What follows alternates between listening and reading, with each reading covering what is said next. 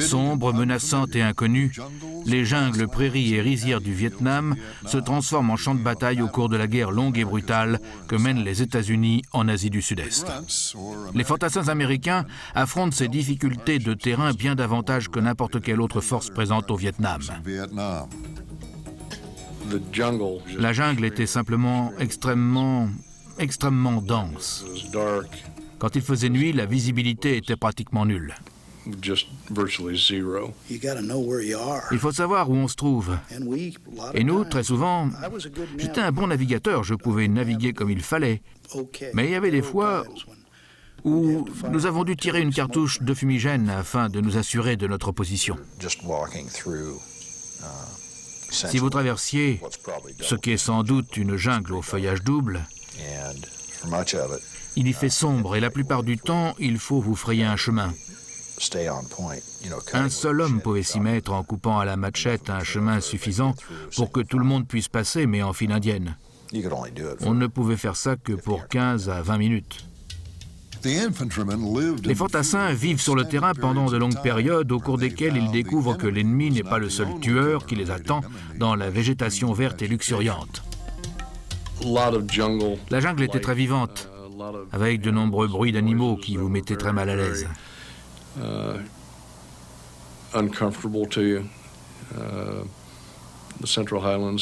Il y avait des tigres dans les hautes terres du centre. C'était très démoralisant de perdre quelqu'un à cause de quelque chose comme ça.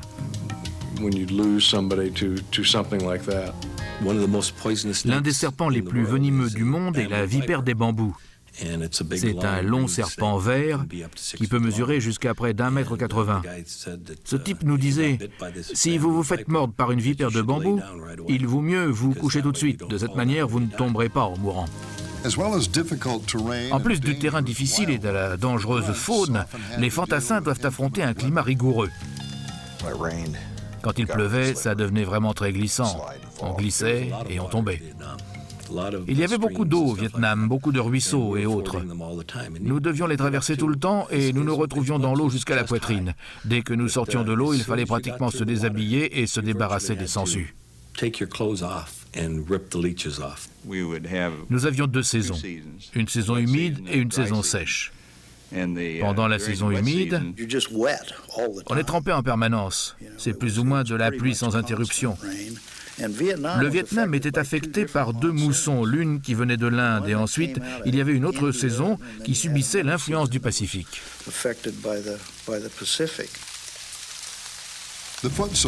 Les soldats d'infanterie occupent une place centrale dans l'effort de guerre américain au Vietnam. La lutte pour le territoire devient la guerre des fantassins.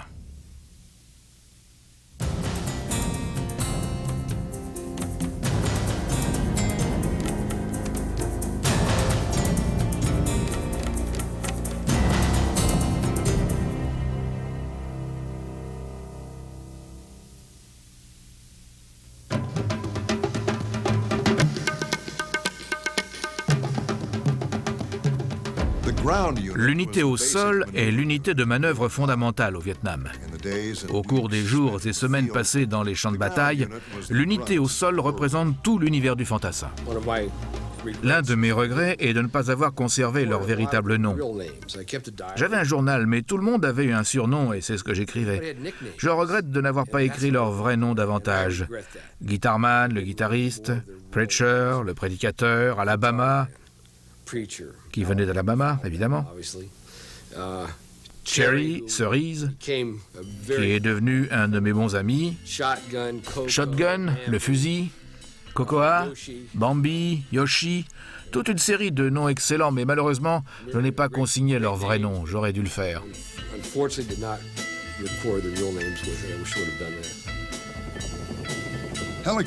Les hélicoptères offrent à l'infanterie une étendue de déplacement très importante et des ravitaillements presque ininterrompus. Cependant, les hélicoptères ne sont pas toujours disponibles pour les forces au sol. Aussi, les fantassins portent littéralement l'effort de guerre américain sur leur dos. Vous devez porter 500 cartouches, votre fusil, 2 mines antipersonnelles, Claymore, 4 livres de plastique, 4 grenades, et vous devez aussi porter votre nourriture.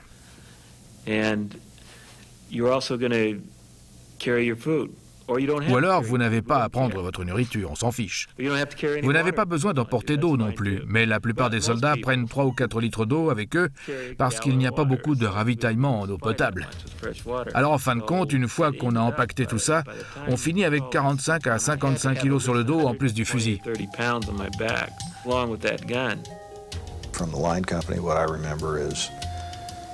Ce dont je me souviens de mon temps dans la compagnie, c'est d'être fatigué tout le temps. Tellement fatigué que j'avais l'impression que je ne pourrais pas faire un pas de plus. Chaque pas semblait être comme ça. Et puis la nuit, pour essayer de dormir, vous divisez les tours de garde en fonction du nombre de soldats dans l'escadre. Si vous avez de la chance et qu'il y en a 6 voire 7, alors vous pouvez dormir pendant 6 heures d'affilée ou 5 heures d'affilée. Mais si vous n'êtes que 4, eh bien, vous vous levez 2 fois pendant la nuit pour monter la garde pendant environ 1 heure.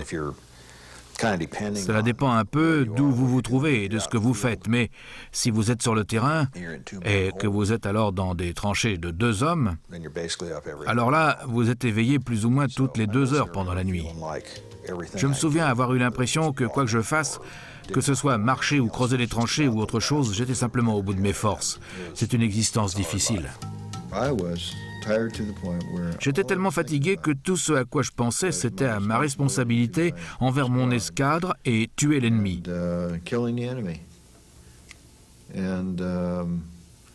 En plus, j'étais en colère tout le temps. Ce n'était pas le genre de colère où je me mettais tout à coup en colère. J'étais grognon tout le temps. Je ne le savais même pas. Je ne me rendais même pas compte de l'impression que je donnais. Il s'agissait juste d'un sentiment intense d'amertume, comme si je ne pouvais pas attendre de me battre à nouveau et de me venger. Je pense que la colère vous permet de fonctionner. Plutôt que d'exhiber de la peur, vous montrez de la colère. Et vous avez tendance à vous battre quand on vous attaque. La routine au quotidien était vraiment très similaire pour les 2 compagnies d'infanterie. Vous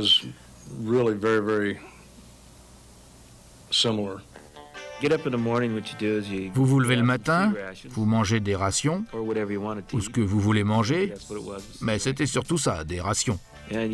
Donc vous mangez quelque chose, puis vous restez là pendant un moment à attendre ce que nous attendions. On nous donnait des ordres, ensuite on se levait, on se déplaçait ici et là. Parfois nous bougions de 3 mètres, parfois c'était de quelques kilomètres. Il y avait beaucoup d'ennuis, beaucoup de patrouilles en portant le sac à dos, peut-être la radio, ou le fusil, la mitrailleuse.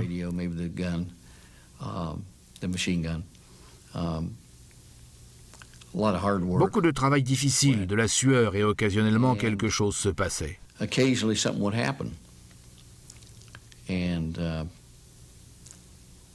Et alors là, c'était un choc. Avec tout cet ennui pendant un moment, on se laisse aller à sentir un sentiment trompeur de sécurité. Toute mission, quelle qu'elle soit, toutes les missions avaient le potentiel de se transformer en mission de combat. Que ce soit nous, l'attaquant au cours d'une embuscade, que nous aurions montée ou que nous soyons victimes de l'embuscade. Très souvent, c'était nos hommes qui se faisaient surprendre et c'était habituellement dans des embuscades en L. Et souvent, un ou 2 Viet Cong surgissent de la forêt et vident leur chargeur d'un bout à l'autre de la file, juste comme ça, tuant 3 ou 4 personnes et blessant le reste. Ça arrivait tout le temps, vous êtes en position de faiblesse et à ce moment-là, quand on vous surprend et que vous n'êtes pas prêt, c'est là qu'ils attaquaient. Une fois que le combat est engagé, que vous savez ce que vous faites, quand vous avez un petit peu d'expérience, vous ne vous arrêtez pas pour y penser. Vous êtes pratiquement en mode automatique, ou en cas où vous devriez l'être. Vous savez ce que vous avez à faire et c'est comme ça que vous fonctionnez.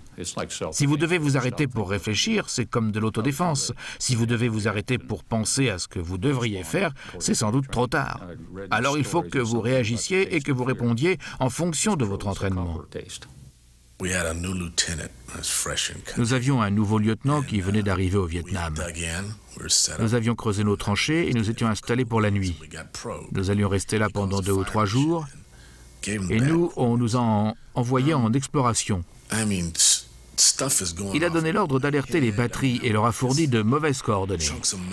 Enfin, il y a eu des trucs qui explosent juste au-dessus de ma tête, des morceaux de métal atteignent l'abri enterré que nous avions creusé et s'incrustent dans les sacs de sable. Tout le monde devenait fou en pleine nuit. On se tenait prêt et rien ne se passe. Et le lieutenant dit que personne ne tire avant qu'il ne fasse sauter les mines antipersonnelles. J'avais pas mal peur à ce moment-là, mais nous ne nous attendions vraiment à rien. Mais aux alentours de minuit, 1h, on aurait dit 2 ou 3 torches en face de nous à environ 120 ou 150 mètres. Et puis tout à coup, cette explosion a eu lieu. C'était tellement bruyant que je n'entendais plus rien. Ensuite, il y a eu des feuilles, de la poussière et de la terre qui volaient partout.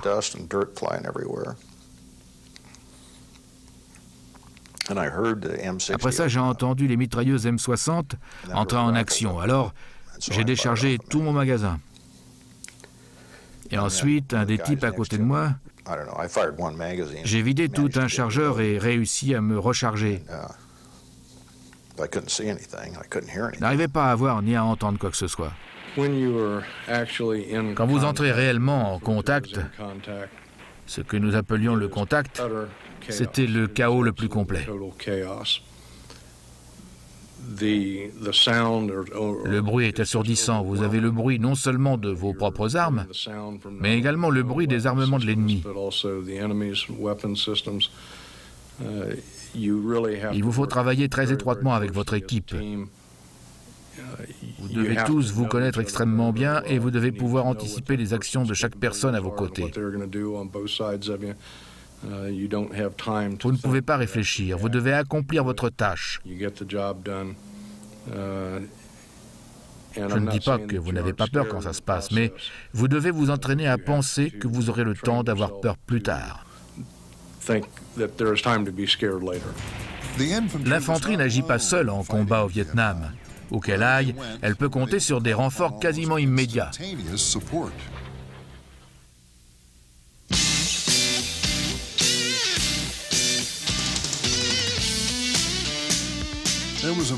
Il existe une variété de soutiens disponibles à l'infanterie au Vietnam. L'artillerie et les mortiers fournissent la majeure partie de la puissance de tir dont dépendent la plupart des unités. Certaines des unités d'infanterie transportent leur propre appui de tir sous la forme de mortiers de calibre de 81 mm. Je crois que peut-être l'une des raisons pour lesquelles je suis en train de participer à cet entretien et qui a permis à beaucoup de mes hommes de s'en sortir, c'est le fait que nous disposions d'un mortier et que nous nous en sommes servis. Il y avait une période pendant laquelle nous avons effectué plusieurs patrouilles différentes pour lesquelles nous portions sur le dos des mortiers de 81 mm. Nous les prenions avec nous sur le terrain. Ça veut dire un tonneau qui pèse environ 28 kg, une base, une plaque de base et 2 morceaux qui font 13,5 kg, un bipied qui pèse environ 28 kg, plus le viseur et les pieds de visée, qui ne sont pas si lourds, mais qui sont très encombrants en fait. Il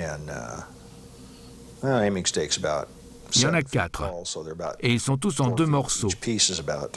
Et vous avez un sac dans lequel les transporter. Chaque pied mesure environ 2 mètres. Donc, chaque morceau fait environ 1 mètre de long, alors vous les empaquetez. Le chef d'escadre prend les pieux de visée et le viseur dans un étui. Le reste du groupe rassemble le reste, les porteurs de munitions transportent les divers composants du canon. Chaque membre de la compagnie transportait 3 obus, et ils vous détestent tous pour ça. Mais les mortiers sont quasiment les seules armes que l'on puisse utiliser en soutien des troupes dans la jungle, car ils produisent des tirs indirects. Les mortiers ne sont pas sollicités seulement pour tirer sur l'ennemi. Des charges spéciales peuvent servir à surmonter l'obscurité qui confronte souvent les fantassins. Quand quelqu'un demandait une illumination au-dessus de leur position, les mortiers étaient les plus rapides à mettre en place. Lorsque la fusée redescend, le vent est toujours en mouvement, la faisant osciller de droite ou gauche sous le parachute. Et ce qui se passe, c'est que cela donne l'impression que tout ce qui est devant vous est en mouvement. Les ombres, cela fait bouger toutes les ombres de ce côté-là. Si vous regardez les buissons, les arbres, les rochers et le reste, on dirait que tout ce qui se trouve devant vous est en train de bouger. Néanmoins, la fusée vous donne une lumière très vive, entre blanc et bleu, qui vous permet d'y voir quelque chose. En plus des mortiers, l'infanterie bénéficie du soutien de l'artillerie. Avec une portée plus grande et des projectiles plus gros, leurs tirs sont meurtriers. Je me souviens avoir un jour traversé la jungle et c'était vraiment assez amusant. Nous traversons la jungle et l'artillerie, les 105, sont en train de tirer juste devant nous. Leurs projectiles atterrissent en fait, je sais pas moi, à 300 mètres de nous. Et du coup, partout où nous passons, la voie a déjà été dégagée.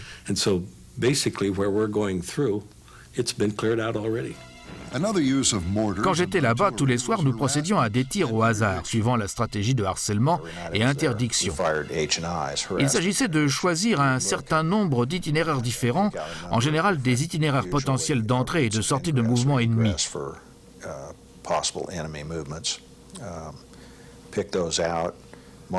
Vous les repérez, vous les marquez sur un quadrillage, vous transmettez ces données au centre de conduite de tir et ensuite, on y va. The H&Is, we would be given maybe 8.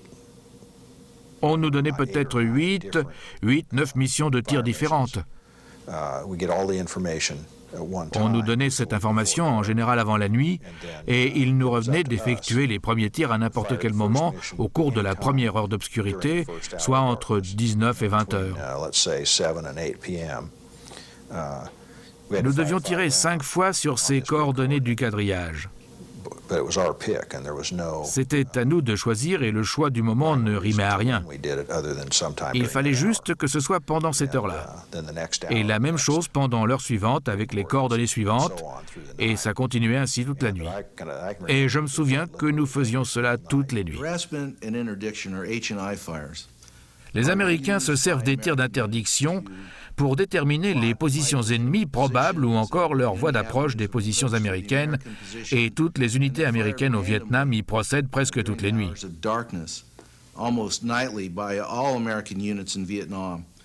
Ces tirs servent à créer la confusion pour l'ennemi, à limiter la capacité de l'ennemi à profiter de la nuit pour attaquer les positions américaines. Ce système complexe de contrôle des tirs ne fonctionne pas toujours parfaitement. Avec un tel déchaînement de puissance, des accidents se produiront tôt ou tard. Je me souviens parfois m'être trouvé sur le terrain. Il y avait des unités sur ce terrain dont nous ne savions pas qu'elles étaient sur le terrain. On avait reporté des mouvements de troupes et il s'agissait de mouvements de troupes américaines. Il y a eu des incidents lorsque des hommes avaient appelé des tirs d'artillerie sur des unités américaines parce qu'ils ne savaient pas qu'il y avait des unités à cet endroit-là. Encore plus important et certainement plus spectaculaire est le soutien fourni par les hélicoptères armés et le soutien aérien rapproché. Les hélicoptères de combat sont souvent les premiers à répondre à l'appel. Cependant, il n'y a rien de plus impressionnant pour les soldats au sol que l'arrivée à leur secours des chasseurs bombardiers. Oui, tu les entends arriver. C'est un bruit strident, très fort. Nous en avons vu beaucoup d'assez près. En fait, à une distance de, je pense, 1 ou 2 kilomètres. Ils arrivent et ils larguent ces bombes, des trucs de 100 à 230 kilos. Et tu entends ce bruit très perçant, un son furieux. Et alors, ils larguent ces bombes et remontent, et ensuite, le bruit devient comme doux. Et puis, cette bombe explose. Et elles sont réellement incroyablement bruyantes. Les films et autres ne rendent pas justice au genre de bruit que font ces choses-là. J'avais l'impression que ces attaques aériennes étaient assez efficaces. Si vous aviez effectivement une cible, regardez bien, parce qu'il n'en restera pas grand-chose. Les tirs d'appui ne sont pas toujours disponibles pour l'infanterie. Dans ce cas-là, l'unité en difficulté doit faire appel à d'autres unités américaines pour venir à son aide.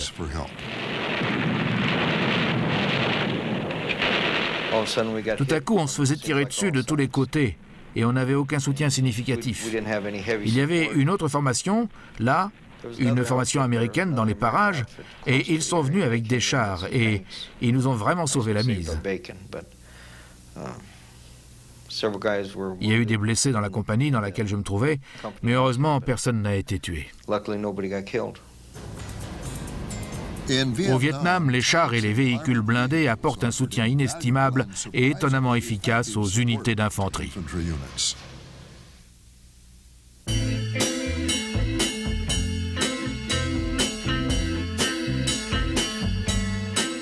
Lorsque les premières unités américaines arrivent au Vietnam, une utilisation efficiente de chars et d'autres véhicules blindés paraît peu probable. Je crois que beaucoup de gens ont été surpris de constater que certains types de blindage pouvaient opérer aussi bien au Vietnam. Et puisqu'il avait été démontré que la moitié du pays était appropriée pour une guerre de blindés, je ne dis pas que la moitié du pays pouvait accueillir des chars M48, des monstres de 52 tonnes, mais des véhicules blindés plus légers, les ACAV, véhicules d'assaut de cavalerie blindée, et le char Sheridan, plus léger, à 17 tonnes, qui était également un type de véhicule d'assaut dont les chenilles peuvent aller presque partout. Si un buffle peut le traverser, un ACAV peut y aller lui aussi. Il y avait certains endroits qui étaient tellement denses que vous ne pouviez littéralement pas voir au-delà des côtés de votre véhicule ou plus loin que vos chenilles. Ce n'était pas bon pour nous, mais nous pouvions y manœuvrer, ou plutôt nous y déplacer. Mais nous ne pouvions vraiment pas manœuvrer, non. C'était vrai pour nous dans les endroits moins boisés, où les arbres avaient un diamètre de 5 à 6 cm, parce que nous pouvions assez facilement les abattre et y manœuvrer en formation de combat plus facilement qu'une personne n'aurait pu y courir. Bien entendu, nous allions plus vite. L'un des secrets de la mobilité des unités blindées sur terrain entrecoupées de ruisseaux et de canaux est le véhicule blindé poseur de pont ou AVLB. L'AVLB est un véhicule blindé avec un pont ciseau avec un empan de 18 mètres attaché à l'avant. Vous pouvez vous arrêter devant un petit ruisseau, le descendre et il atteindra l'autre côté et vous pouvez faire rouler les chars dessus.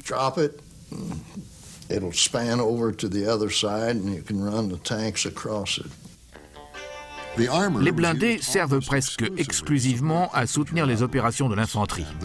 Il s'agit d'une puissante combinaison.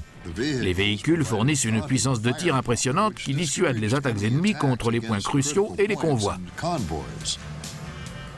Ils nous mélangeaient dans le convoi et tant que nous étions dans le convoi, les Viet Cong nous laissaient tranquilles. Les forces américaines trouvent l'éminent char M48 très bien adapté au Vietnam et décident de l'utiliser, le préférant au M60 plus récent. Ils nous ont proposé des chars M60 pour aller là-bas, mais à cause des suspensions et du canon, ils ont choisi de garder le M48 à 3 parce qu'il avait le canon de 90 mm.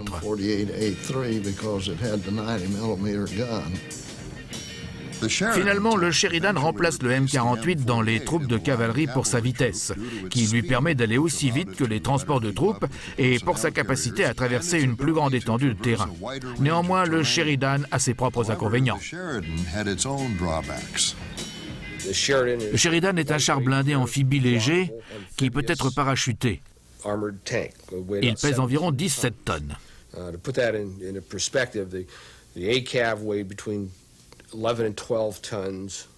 Pour comparer, la cave pèse environ 11 à 12 tonnes. Le Sheridan était conçu avec un blindage fait en majorité d'aluminium.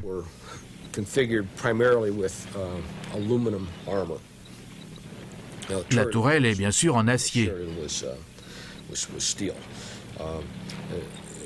La tourelle unique avait cette forme-là.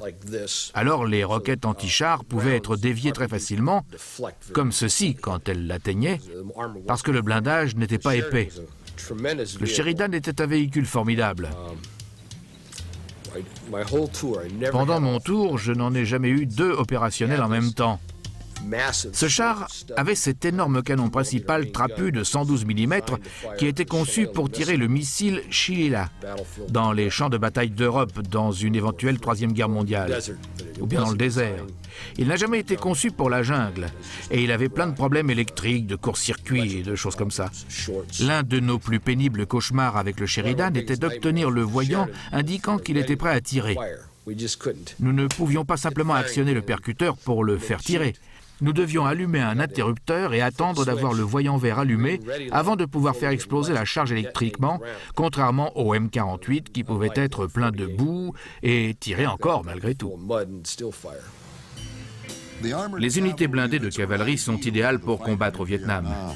De par la combinaison de la puissance de frappe du char et la fiabilité du transport de troupes blindées M113, avec les unités blindées de commandement et d'artillerie qui s'y rattachent, les régiments blindés de cavalerie s'avèrent être une force capable de s'adapter et d'être réactifs dans la guerre. Le M113 est bientôt équipé de blindage et de boucliers pour protéger le chef de char avec la mitrailleuse de calibre 50, ainsi que les deux autres mitrailleuses latérales M60 de calibre 30.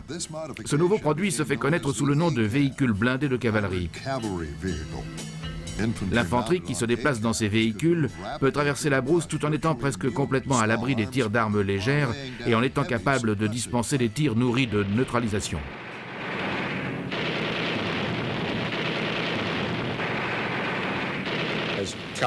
En tant que cavalerie, notre mission était très similaire à celle de la cavalerie américaine au XIXe siècle dans l'ouest du pays. Notre mission était quasiment la même. Nous avions un vaste territoire à couvrir, nous devions y arriver rapidement. Les véhicules blindés étaient nos chevaux. L'escadre de cavalerie blindée était cet ensemble extrêmement compétent formé de l'infanterie conduisant des transports de troupes, des chars, des véhicules blindés de commandement et d'appui de tir. L'escadre a ainsi la capacité de se déplacer rapidement d'un point à un autre, avec tout cet ensemble lui permettant de s'engager dans les opérations de combat. Cependant, tout cet appui armé n'est efficace que lors de confrontations avec l'ennemi, et l'ennemi se sert avec efficacité du terrain vietnamien pour se dissimuler aux forces américaines.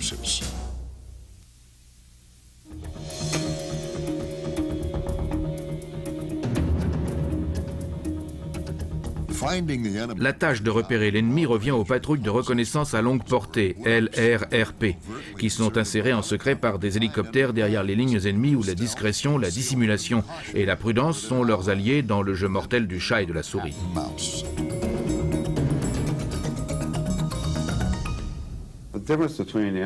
La différence entre l'infanterie pure et simple et la reconnaissance, c'est que pour la dernière, votre mission consiste à aller traquer d'autres hommes.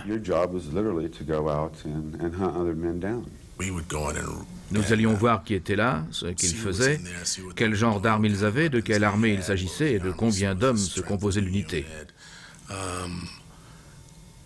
On jugeait de leurs conditions mentales, on voyait s'ils partaient, ce qu'ils ne faisaient jamais, et laissaient leurs équipements derrière eux. Des abris enterrés, des traces de pas, des odeurs, des sons, le calme. Quand vous êtes au milieu de la jungle et que tout à coup le silence est total,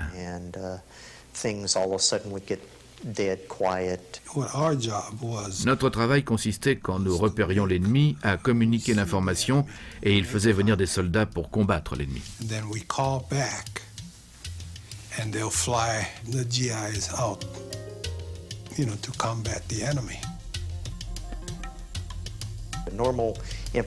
Une compagnie régulière d'infanterie sur la zone d'atterrissage se préparait. Des hélicoptères de combat Cobra, peut-être de l'artillerie. En gros, nous allions nous trouver sous les feux de l'ennemi. Le jour précédent, le chef de notre groupe, et peut-être un second, effectuait un vol de reconnaissance de notre zone d'opération, et il choisissait un endroit où nous allions être embarqués, et ensuite un endroit où nous serions déposés. Ensuite, on nous donnait des instructions sur ce que nous allions faire. S'il s'agissait de pistage, de monter une embuscade ou d'une surveillance de détecteurs. Et ensuite, nous montions dans les hélicoptères. Il y avait quelques hélicoptères que l'on pourrait qualifier de fantômes qui décollaient. Nous simulions des insertions au début, ils tournaient autour de quelques sites en dehors de notre zone d'opération et effectuaient de fausses insertions. Et ensuite, nous avions le feu vert et nous y allions pour de bon. À ce moment-là, nous décidions si nous allions tous y aller d'un seul côté ou si nous allions nous diviser et en mettre 3 d'un côté et 3 de l'autre, en fonction de l'endroit où on nous déposerait et de la situation. Nous allions là-bas, nous nous tenions debout sur les glissières et l'hélicoptère se posait, nous débarquait et redécollait. Ensuite, nous allions à 100 ou 200 mètres de l'endroit où nous avions débarqué, de la zone d'atterrissage. Nous avions des équipes de 6 hommes, donc il y avait un éclaireur, une radio, quelqu'un qui s'occupait des arrières et normalement un chef d'équipe. Et habituellement un second qui serait quelque part dans cette formation. Et puis les 2 autres hommes seraient sur le côté ou sur chacun des flancs, droit et gauche. Il fallait juste bouger très lentement. Vous écartez les branches du chemin très lentement. Vous mettez un pied en avant très lentement, puis le deuxième, et en même temps, vous essayez de surveiller l'avant pour vous assurer que vous n'allez pas tout à coup vous retrouver dans une grande clairière où pourrait se trouver l'armée nord-vietnamienne ou autre. Normalement, je portais des gants d'aviateur parce que si vous passiez à travers des bambous ou même de l'herbe à éléphant, vous alliez vous couper beaucoup les mains et dans cette atmosphère tropicale, les coupures pouvaient s'infecter. Alors, la plupart du temps, je portais des gants d'aviateur pour que mes mains ne soient pas infectées. À cette époque, la plupart des forces armées sur place n'avaient pas de camouflage. Certains des marines en avaient. Nous étions donc les seules unités qui en disposaient. Nous avions des treillis de camouflage, des treillis tigrés, et de temps à autre, nous portions des pyjamas noirs pour aller en éclaireur. Je crois que j'ai fait ça 2 fois. Normalement, nous transportions ce qu'on appelait des rations de patrouille de reconnaissance à longue portée qui étaient lyophilisées, par exemple du poulet avec du riz. Et il y en avait une qu'ils appelaient chili con carne, mais nous la surnommions haricot bal parce que les haricots restaient toujours durs, ils étaient comme des cacahuètes et de l'eau, beaucoup d'eau. La seule chose que nous prenions dans les rations ordinaires était peut-être les fruits en boîte de conserve. Nous essayions d'éviter les boîtes de conserve parce qu'elles faisaient des bruits de métal en se cognant. Chaque patrouille de reconnaissance à longue portée dispose d'un éclaireur qui se sert de ses yeux, ses oreilles et ses instincts pour déchiffrer le terrain pour le reste du groupe. Il marchait pendant les missions en suivant des sentiers ou à travers la jungle, et moi je devais surveiller l'avant, repérer les pièges et bien sûr les soldats ennemis, l'armée nord-vietnamienne, et en gros dégager la voie pour que les autres membres de l'équipe puissent passer.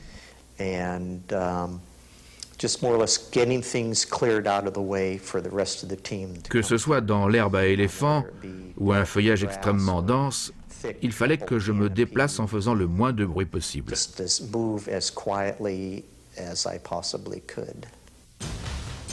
Les patrouilles de reconnaissance à longue portée ont un autre rôle, celui de collecter de l'intelligence pour l'état-major américain. L'intelligence pouvait nous dire s'il y avait d'importants mouvements de troupes sur une piste rapide et il décidait à partir de ça si nous allions préparer une embuscade. Nous marchions en rang de 12, nous installions des mines antipersonnelles dont nous faisions des guirlandes. Nous avions une mitrailleuse M60 et chacun avait un rayon qui lui était assigné, une zone dans laquelle ils étaient censés tirer. Area of scope or area that they were supposed to fire into and Normalement, le chef d'équipe était la personne qui, une fois que nous avions fait sauter les mines, donc l'embuscade, que l'embuscade avait eu lieu, nous avions une personne à chaque extrémité qui prenait un côté de la piste pour la surveillance.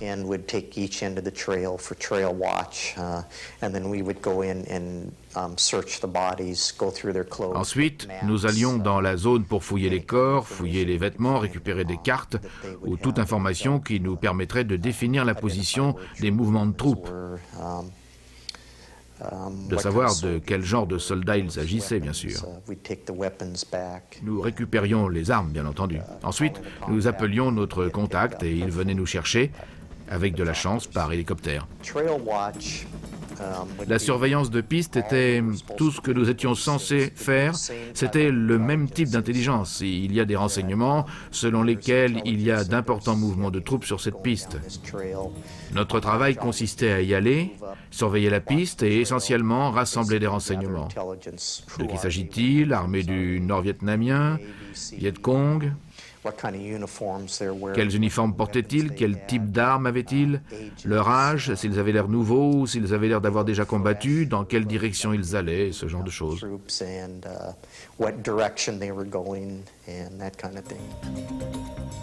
Aussi dangereuses que soient les missions des patrouilles de reconnaissance à longue portée, les opérations spéciales prennent la relève là où les premières s'arrêtent.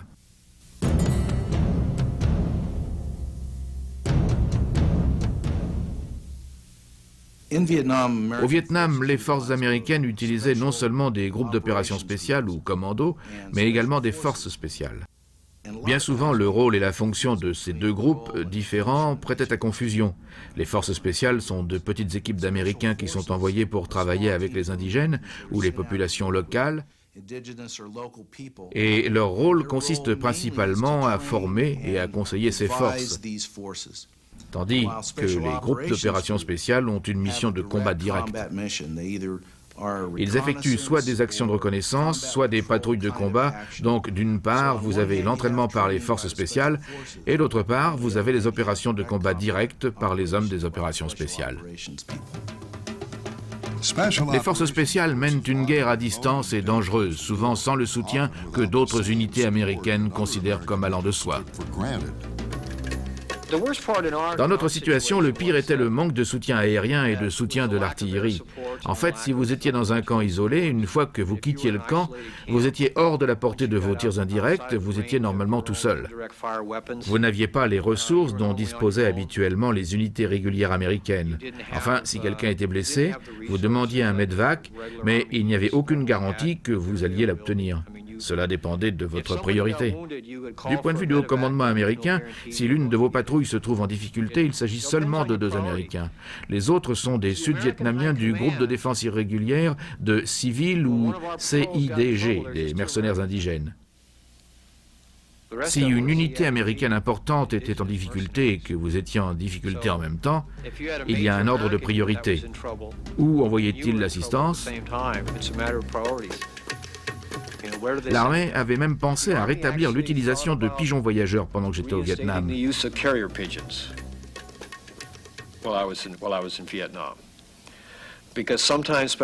Parfois, les détachements A des forces spéciales pouvaient se trouver isolés, ou bien leur patrouille était hors de la portée des radios, vous ne pouviez parler à personne. Alors on nous a donné des pigeons voyageurs que nous devions essayer de dresser et d'utiliser. Cela n'a pas marché, les montagnards les ont mangés. Bien que cela ait été nié à l'époque, les groupes d'opérations spéciales au Vietnam mènent une gamme d'opérations transfrontalières avec le Laos, le Cambodge et le Vietnam du Nord. Nous ne voulions pas que quiconque sache que nous étions au Laos ou que nous étions au Cambodge à l'époque. Il s'agissait à l'époque d'opérations confidentielles. La conduite d'opérations secrètes dans des zones confidentielles requérait des préparations et des précautions particulières. Les groupes d'opérations spéciales avaient une opération très efficiente en termes de ce qu'ils étaient autorisés à faire. Chaque section était compartimentée de manière à ce qu'aucun membre d'une autre section ne sache ce que la première section était en train de faire. Il y avait peut-être des rumeurs, mais c'était trop compartimenté à certains égards. Les équipes portaient des uniformes aseptisés. En fait, nous aussi, dans les hélicoptères, les pilotes et moi, nous portions des uniformes sans aucun insigne américain. Pour ma part, je portais un uniforme tigre sans aucun identifiant. Pas de plaque d'identité. C'était pareil pour les équipes. Selon les missions, ils pouvaient porter des pyjamas noirs, comme ceux des Viet Cong, ou bien ils portaient des uniformes nord-vietnamiens ou autre chose encore, ou un mélange de tout ça. Les équipes de reconnaissance comportaient 2 voire 3 Américains. Un chef d'équipe, un opérateur radio et téléphone, un responsable de communication. Pour le reste, il pouvait y avoir des individus issus de 4 à 8 groupes de populations indigènes différentes. Des Cambodgiens, des Montagnards, des Chinois Anung, ou dans certains cas, des Vietnamiens. On ne mélangeait jamais les deux. Vous pouviez mettre des Cambodgiens et des Montagnards ensemble, ils travaillaient bien ensemble, et les Nung et les Vietnamiens, mais vous ne pouviez mettre ensemble les Cambodgiens et les Vietnamiens. Alors nous formions des équipes soit avec les uns, soit avec les autres. L'une des missions des groupes d'opérations spéciales est de surveiller la piste Ho Chi Minh et d'y interdire la circulation. La piste Ho Chi Minh est une route qui traverse le Laos et le Cambodge pour atteindre le Vietnam du Sud et qui sert au Vietnam du Nord pour acheminer ravitaillement et renforts. La mission principale des forces spéciales est une guerre non conventionnelle. Cela recouvre la guérilla, survie et évasion, sabotage, ce genre de choses, et intègre également les opérations de guerre psychologique.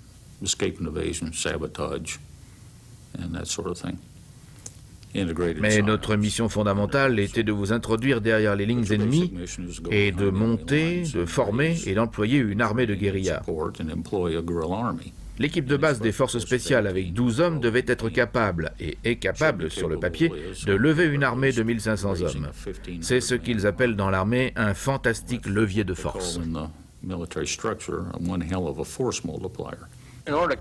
Pour communiquer avec les Vietnamiens et les Montagnards sont comme les Indiens d'Amérique, ils se divisent en plusieurs tribus. Bien qu'ils partagent la même langue de base, il existe plusieurs dialectes différents. Nous communiquions principalement par le biais d'interprètes. Nous avions 1 ou 2 interprètes que nous employions et c'étaient des indigènes. Le premier que nous avons eu était un Laotien. Je n'ai aucune idée du nombre de langues qu'il parlait. Il parlait un très bel anglais, il parlait vietnamien, français et plusieurs dialectes montagnards. Cet homme c'était un jeune homme, il devait avoir la vingtaine. Il était fantastique. Certains des Américains avaient appris un peu de vietnamien dans les écoles de langue, alors ils pouvaient communiquer un petit peu.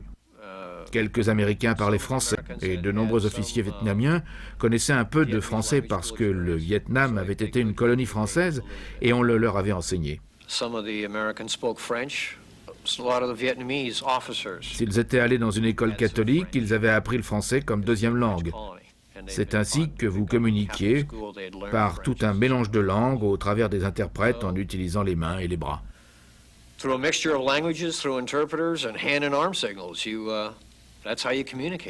Quand vous sortez en patrouille, vous sortez avec une centaine de montagnards, la taille d'une compagnie.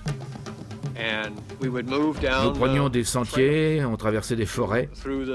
Vous avez peut-être entendu des vétérans ou d'autres personnes vous dire que vous ne deviez jamais marcher sur les sentiers parce que vous alliez tomber dans une embuscade ou dans un piège. Vous ne pouvez pas déplacer une centaine de soldats à travers la forêt sans faire de bruit, sans passer par les sentiers.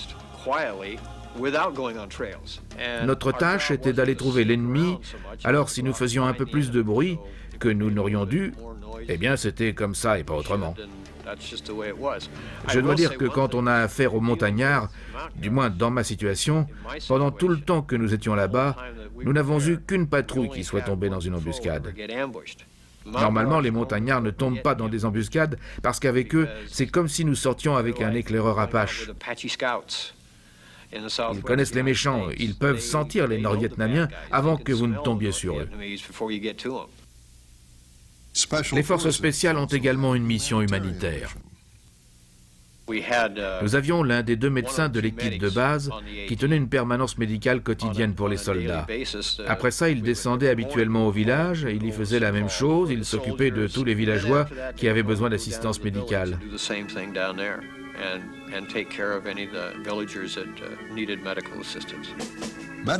Si l'assistance médicale est importante pour les forces spéciales, elle est réellement vitale pour les forces régulières au Vietnam.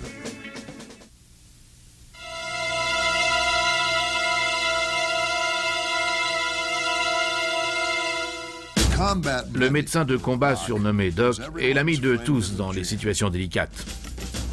Les médecins étaient très estimés sur le terrain parce que les soldats d'infanterie savaient vraiment que dans les moments cruciaux, c'était eux qui seraient notre première ligne de défense face à la mort.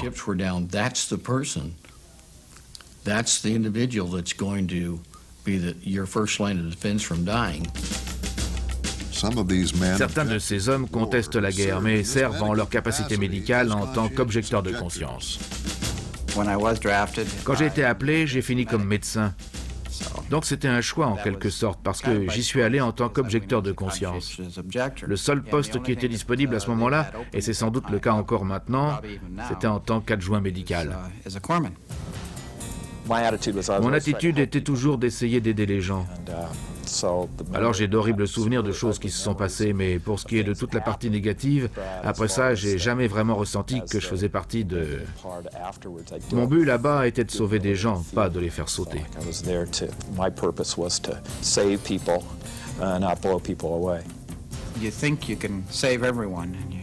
Vous pensez que vous pouvez sauver tout le monde, et vous ne le pouvez pas.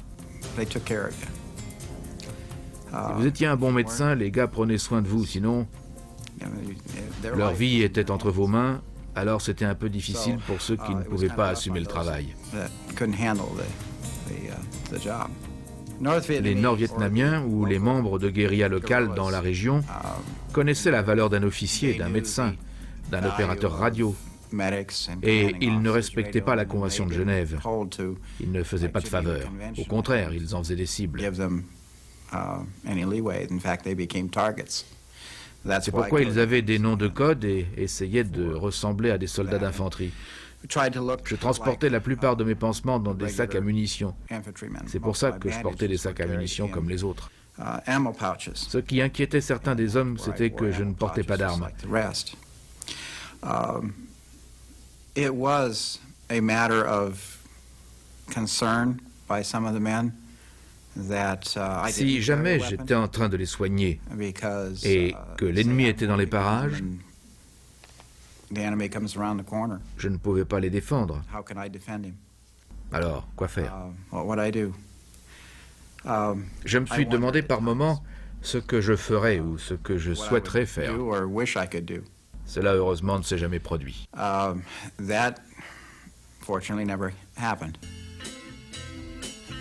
Le doc doit se tenir prêt à répondre à toutes les crises. Toutes sortes de blessures, depuis des égratignures, en passant par des blessures légères, à des jambes arrachées, des blessures à la poitrine, toutes sortes de blessures.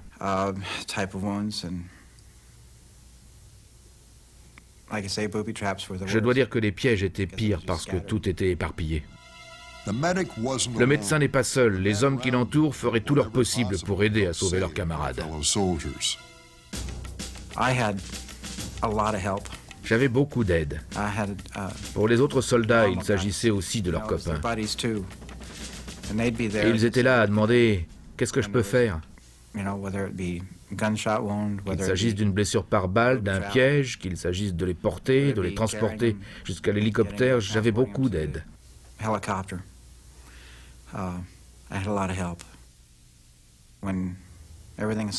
tout se calme et que vous devez retourner auprès de tous vos amis de la compagnie, vous savez qu'ils savent exactement ce qui s'est passé. Ils savent que vous connaissez la condition. C'est comme aller voir un membre de la famille pour leur dire qu'ils ne vont pas s'en sortir ou qu'ils vont s'en sortir ou autre chose.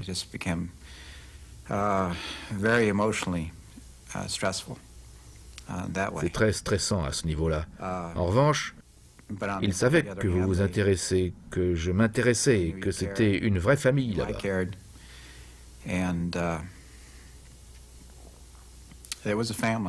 Nous prenions soin les uns des autres. Quand on évacue les blessés, le soutien aux médecins au sol est le meilleur système médical jamais mis en action dans l'histoire des conflits armés. Les chirurgiens du bataillon sont souvent sur le terrain avec l'infanterie. Ces médecins peuvent souvent faire la différence entre la vie et la mort pour un soldat dans le feu de la bataille.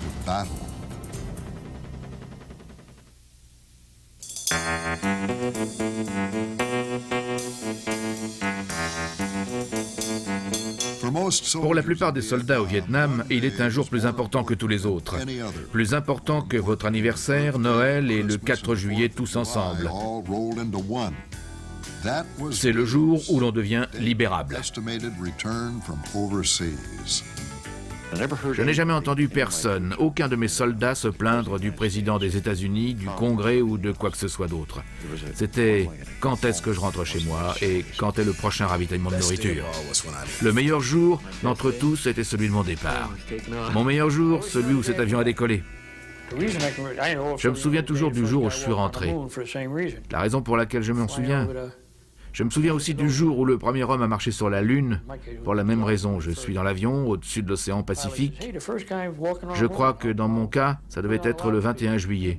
Le pilote a dit « Hey, le premier homme est en train de marcher sur la Lune. Je vais le mettre sur haut-parleur pour que vous puissiez écouter. » Je vais pour monter dans l'avion et le type regarde mon carnet de vaccination et il me dit « Vous n'avez pas votre vaccin contre la peste ?» Je lui réponds « Pourquoi est-ce que j'aurais besoin de mon vaccin contre la peste ?» Je rentre à la maison. Il a dit « Eh ben, tu dois avoir ton vaccin contre la peste pour monter dans cet avion. » À ce moment-là, vous savez, il est 6h30 du matin et il n'y aura personne sur la base avant 8h. Alors j'ai dit, où est-ce que je peux avoir un vaccin contre la peste à cette heure-ci? Il m'a répondu, l'infirmerie est là-bas. Oh mon Dieu, alors je me suis précipité. La base s'étale sur près de 500 mètres. J'espère qu'il y aura une infirmière de nuit ou quelqu'un qui puisse me faire un vaccin. J'entre dans l'infirmerie et c'est mort. Il y a un homme au bureau, là, et je cours vers lui et je lui dis « Écoute, j'ai vachement besoin d'un vaccin contre la peste. » Il me répond « Mais comment ça se fait ?» Eh ben, je lui dis « Ils ne veulent pas me laisser monter dans l'avion pour rentrer chez moi. » Il dit « Je suis pas un adjoint médical. » Et il n'y en aura pas avant 8h, 8h30. Mais il ajoute, j'ai le tampon. Je vais mettre un tampon sur le carnet, mettre mes initiales et ensuite, tu pourras attendre juste là. Il faut que j'aille me chercher du café. J'étais un peu naïf à cette époque. Il me tamponne et me signe mon carnet. Et puis je m'assieds. Je regarde le hall d'un côté puis de l'autre et il n'y a absolument personne. Je regarde mon carnet et la lumière se fait. Comme il était parti, je suis remonté dans l'avion et j'étais le dernier à bord. Je peux vous dire que j'étais heureux d'être dans les airs. Les soldats au Vietnam surnommaient l'avion qui ramenait les hommes aux États-Unis les avions de ligne civile, les oiseaux de la liberté. Quand vous étiez dans le pays, vous pouviez voir ces avions aller et venir de différents endroits. Et ils symbolisaient pour nous, au sol, le fait que nous pouvions surmonter tout cela, que nous pouvions rentrer chez nous après cette expérience et continuer à vivre notre vie.